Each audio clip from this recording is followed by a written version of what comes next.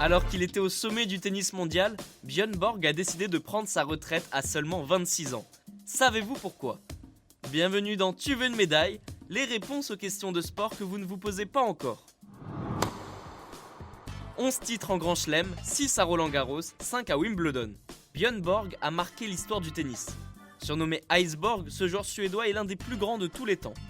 Malgré son immense talent, il prend sa retraite prématurément le 23 janvier 1983, alors qu'il n'a que 26 ans.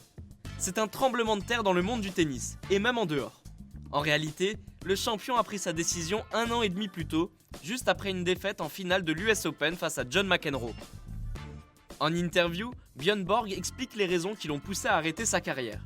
Après la victoire de John McEnroe, j'ai directement filé à la maison que je possédais alors à Long Island. J'ai sauté dans la piscine comme un vacancier. Là, en me prélassant, j'ai réalisé que la motivation n'était plus là. Ce jour-là, âgé de 25 ans, j'ai décidé d'arrêter ma carrière. Décision que je n'ai jamais regrettée. J'ai été numéro 1, devenir numéro 2 ne m'intéressait pas.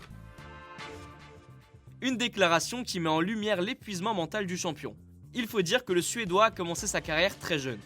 Il n'a que 15 ans lorsqu'il participe pour la première fois à la Coupe Davis. Björn Borg sort de sa retraite en 1991 à 35 ans, mais ce n'est pas un succès.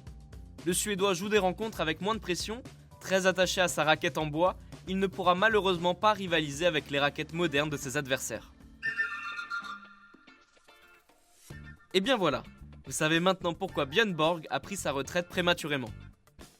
Vous pouvez écouter ce podcast et nous retrouver sur Castbox, Apple Podcast, Spotify, Deezer et toutes les autres plateformes.